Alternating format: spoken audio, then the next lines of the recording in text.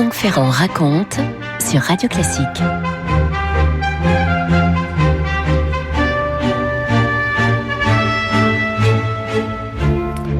Nous sommes il y a 100 ans, en mars 1923, une fin d'après-midi ensoleillée. Et regardez là, elle est là dans son grand salon au milieu des palmiers étendus sur des fourrures du grand divan de cet hôtel particulier du 56 boulevard Pereire à Paris. Hélas, l'hôtel particulier a été remplacé par un immeuble moderne, sans charme aujourd'hui, mais le quartier rappelle encore le souvenir de celle qui se trouve dans sa grande robe fuseau blanche, rehaussée de dentelle, si longue qu'on ne voit même pas qu'il lui manque une jambe. Et oui, à la suite de complications liées à une tuberculose osseuse, Sarah Bernard a dû être amputée de la jambe droite quelques années plus tôt, mais personne ne s'en rend compte. Autour d'elle, toutes sortes de meubles rares, de tentures de soie brodée, des tapis épais posés les uns sur les autres, comme une espèce de composition d'objets rapportés de toutes ces tournées à l'étranger. Il y a là des armes et des chapeaux et des ombrelles et des vases incroyables, de grands tableaux, des gravures, des dessins qui la représentent. Elle, d'abord, bien sûr, et surtout, et puis dans ces palmiers qui bougent autour d'elle. Pourquoi bougent-ils ? Parce qu'il y a des petits singes qui sont là, qui gambadent et qui répondent par leurs cris à ceux des perroquets multicolores. Oui, c'est une ménagerie chez Madame Sarah.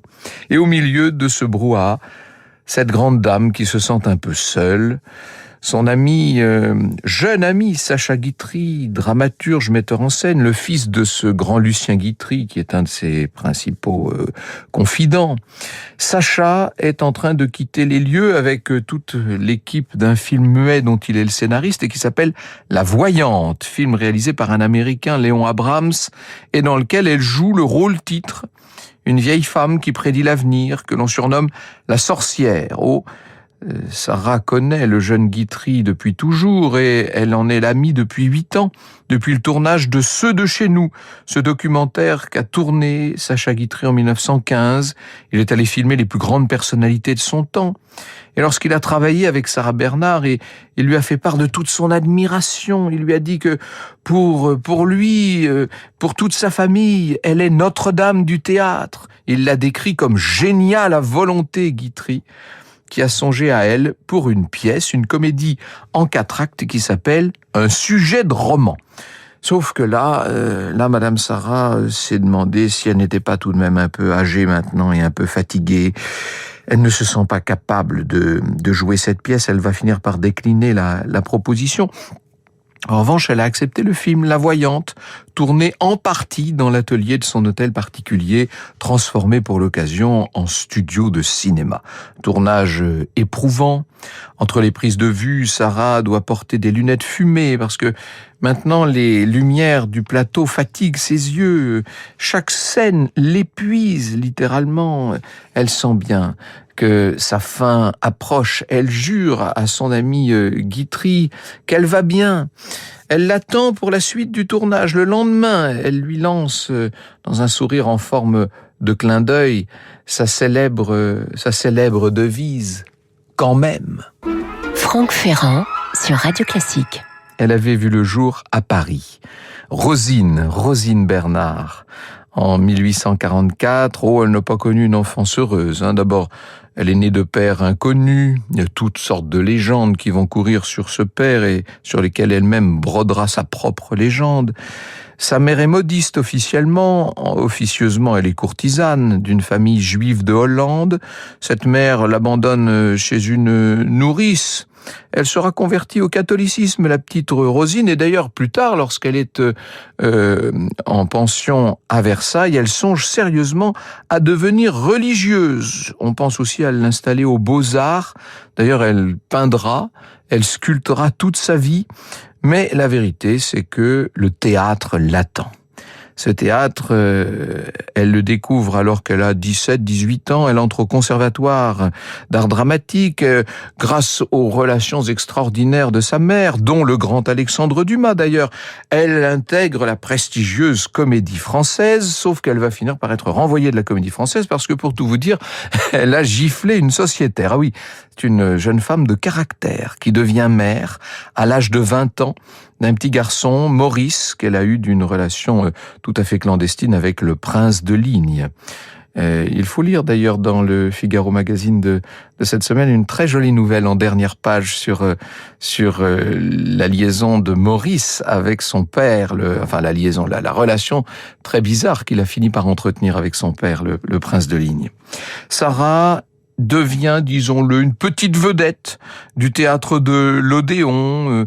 Elle joue Marivaux, Molière, elle joue même des adaptations de George Sand. Pendant la guerre de 70, on la voit qui, avant chaque représentation, interprète la Marseillaise sur cette scène de l'Odéon transformée bientôt en hôpital militaire où l'on soigne les soldats blessés, dont le futur maréchal Foch d'ailleurs. En 72, elle décroche le rôle de Doña Maria dans Ruy Blas, le drame romantique de Victor Hugo qui vient de rentrer en France. Victor Hugo qui la surnomme la voix d'or. D'ailleurs, ils resteront proches. En 77, au moment du dîner qui suit la première de Hernani, dans laquelle elle joue là encore, Hugo déclare à la tragédienne « Vous vous êtes vous-même couronnée reine, reine 2 fois, reine par la beauté, reine par le talent ». Dans ses mémoires qui sont extrêmement controversées, vous savez que elle brode beaucoup, Sarah. Et voilà ce qu'elle écrit. Victor Hugo m'envoya cette lettre. Madame, vous avez été grande et charmante, vous m'avez ému, moi le vieux combattant, et à un certain moment, pendant que le public attendri et enchanté par vous applaudissait, moi j'ai pleuré. Cette larme que vous avez fait couler est à vous, et je me mets à vos pieds. Il y était joint, dit-elle, un petit carton contenant un bracelet, chaînon, auquel pendait une goutte en diamant. Ce bracelet, je l'ai perdu chez le plus riche des Namab, Alfred Sasson. Il a voulu le remplacer, mais j'ai refusé. Il ne pouvait me rendre la larme de Victor Hugo. Voilà Sarah Bernard de nouveau à la Comédie Française, dont elle va claquer la porte, c'est elle cette fois qui part, et elle créera sa propre compagnie avec laquelle elle part jouer à l'étranger, de Londres à Melbourne, en passant par Constantinople, Moscou, Rio, Le Caire, elle est partout, elle fait des grandes tournées sur tous les continents, et puis notamment plusieurs tournées aux États-Unis où il y a un très grand engouement pour elle. Son arrivée sur le territoire américain à bord d'un train spécialement affrété avec 42 malles de costumes de théâtre, vous imaginez son arrivée au moment de la première grande tournée a été un événement dont on parle encore aux États-Unis aujourd'hui. 250 représentations dans 50 villes. Elle retournera souvent aux États-Unis. Elle aura son étoile sur le Hall of Fame de Los Angeles, et à chaque fois ces départs sont vécus quasiment par le public français comme de grands adieux. C'est Paul Morand qui assiste au départ de Madame Sarah pour les États-Unis avant sa 5e tournée américaine. On est dans les années 1900. Je trouvais l'escalier de l'hôtel du boulevard Pereire encombré de grands paniers comme ceux qu'on voyait sous la guillotine de Bruant, de cartons, de malles de cabine, de valises à soufflets, et on lisait sur les étiquettes « Paquebot la Lorraine », écrit-il. Sarah partait le soir même, Clairin entrait, baisait les doigts rougis au henné de Sarah, entourée d'ouvrières de chez Doucet, qui travaillaient à genoux autour d'elle. Vous écoutez Radio Classique. Maintenant, Sarah Bernard est directrice de théâtre. En 93, elle a pris la tête du théâtre de la Renaissance, où elle a remonté certains de ses grands succès, comme La Dame aux Camélias ou Phèdre de Racine, bien entendu. Elle deviendra un peu, sous la plume de Marcel Proust, l'incarnation de la tragédienne absolue qui s'appelle la Berma dans La Recherche du temps perdu, vous savez. Elle surprend aussi dans des rôles de travestie. À 52 ans, elle incarne Lorenzaccio, le héros romantique d'Alfred de Musset. Et puis elle sera aussi, bien sûr, le célèbre duc de Reichstadt. Elle sera l'Aiglon d'Edmond Rostand. Edmond Rostand qui est un peu, en quelque sorte, son auteur favori.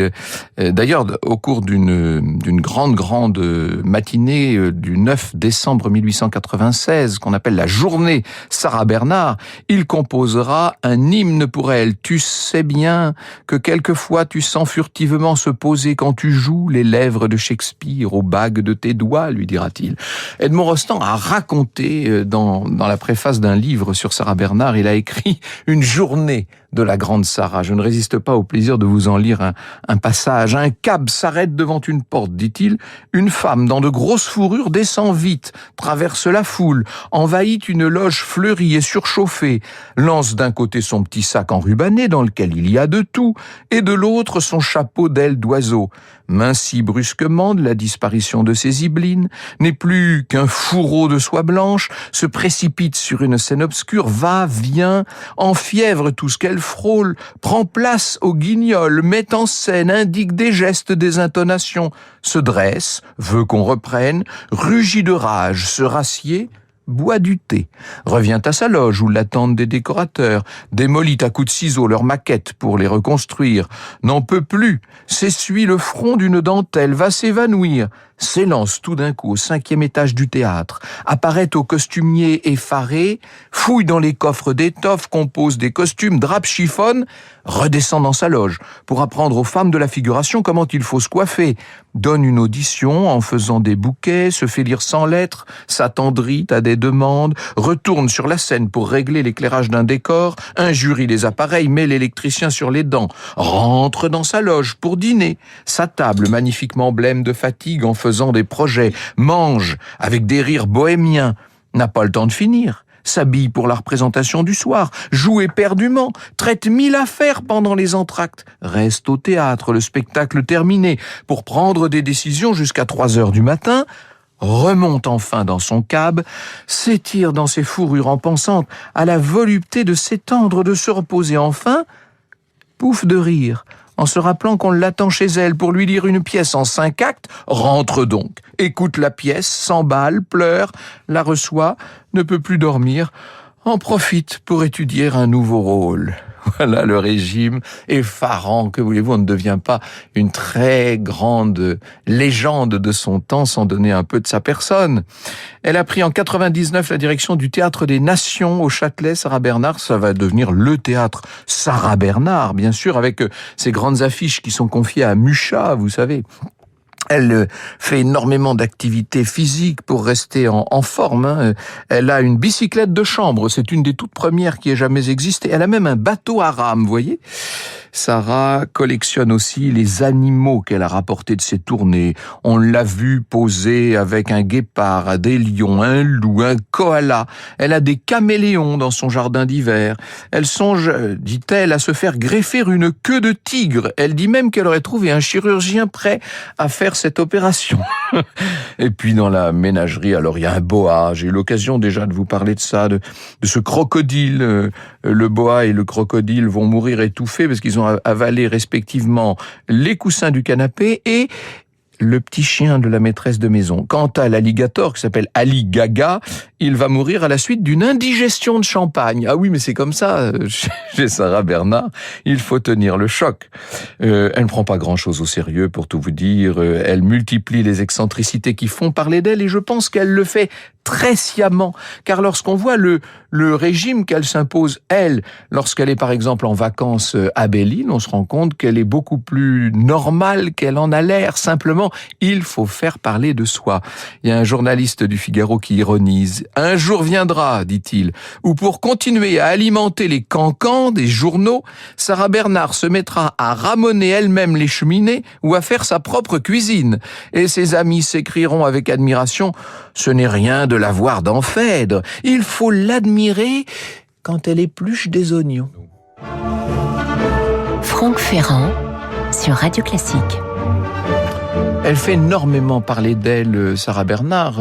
Elle suscite aussi la haine de certains journalistes. Elle est victime d'attaques antisémites, surtout quand elle va s'engager dans l'affaire Dreyfus, car elle soutient Émile Zola. Et on la représente à ce moment-là sous la forme en sorcière cupide. On l'accuse, on met en cause Sarah Bernard pour ses origines juives, dont elle sera toujours fière au demeurant. Sa santé vacille, elle est, si je puis dire, de moins en moins bien. À quelques semaines près, Sarah Bernhardt fut morte sans que je l'eusse approchée, écrira Colette, qui, vous le savez, nous l'avons dit l'autre jour, a été reporter à cette époque-là. Elle ne m'aurait laissé que les 100 visages qu'elle a effeuillés sur les foules, que les détails de ses parures, ses robes incrustées de faux joyaux, ses ceintures nouées très bas, la courte perruque de Lorenzo taillée à la Malcontent et qui lui faisait les yeux si pâles. Je n'aurais gardé d'elle que le souvenir de ces moments inoubliables, ces moments chahuteurs et intenses. Hamlet, Lorenzaccio, j'aurais conservé aussi l'image d'une Sarah frivole en robe rose, d'un miracle de grâce moderne et d'aisance auquel elle se plut pendant 1 heure pour honorer la représentation d'adieu d'un camarade, mais elle en décida autrement, et je reçus d'elle une invitation qui ressemblait à un ordre. Madame Sarah Bernhardt vous attend tel jour à déjeuner. Alors là, vous imaginez, quand vous recevez une invitation comme celle-là, on est au début de l'année 1923, c'est la toute fin, mais on s'en doute un peu. On ne veut pas se l'avouer. Je ne l'avais jamais vue d'aussi près, poursuit Colette. Au bout d'une longue galerie, elle était le terme et la raison d'être d'un musée un peu funéraire de palmes, de gerbes séchées, de plaques et d'hommages commémoratifs. Son corps amputé ne comptait plus, ensaché d'une étoffe sombre à grands plis, mais le blanc visage, mais les petites mains brillaient encore comme des fleurs froissées.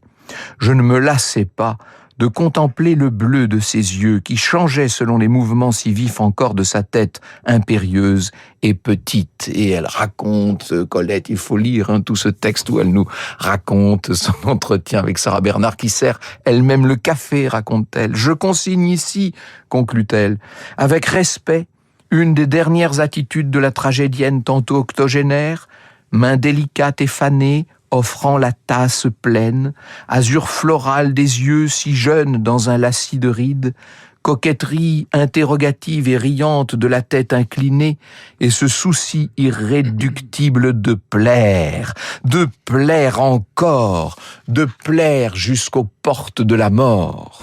Franck Ferrand sur Radio Classique.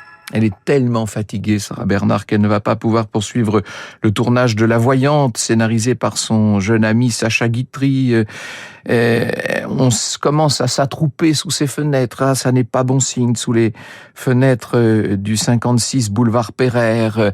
Y a-t-il du monde, demande-t-elle à son maître d'hôtel, un peu à la façon dont elle demandait s'il y avait du monde dans la salle lorsqu'elle jouait encore sur la scène de son théâtre, car elle jouait dans son théâtre, un peu comme Victor Hugo est mort dans son avenue, vous savez. Elle est au plus mal maintenant. À son fils Maurice qui est là, qui s'active à son chevet, tout est perdu, le pauvre, elle dit « Ah, comme la mort est lente à venir. Je veux des fleurs. Je veux beaucoup de fleurs. » Et la tragédienne, qui toute sa vie avait été fascinée par la mort au point de dormir parfois dans son propre cercueil, va voir venir sa mort de près. À la suite d'une crise d'urémie, elle va rendre son dernier souffle. Elle a là son fils, donc Maurice, sa plus fidèle amie, Louisa Béma, peintre et sculptrice, vous savez. Elle a 78 ans lorsqu'elle meurt, Sarah Bernhardt, ce 26 mars 1923. 4 mois, je comptais ça tout à l'heure, 4 mois seulement après Marcel Proust. Vous imaginez qu'en moins de 6 mois, la France aura perdu Marcel Proust et Sarah Bernhardt. Au moment où sa mort est annoncée, on est en train de jouer au théâtre Sarah Bernhardt, l'Aiglon, sans elle bien sûr et pour cause, mais on joue l'Aiglon. Et au milieu du premier acte, sans rien prévenir, d'un seul coup, le rideau descend. Et là, les spectateurs ont compris, bien sûr, on n'a même pas d'annonce à faire. Tout le monde se lève et sort en silence. Le mot de la fin, il revient à René Fauchois. Elle s'est éteinte, dit-il. Oh, comme il fait noir tout à coup. Vous écoutez Radio Classique.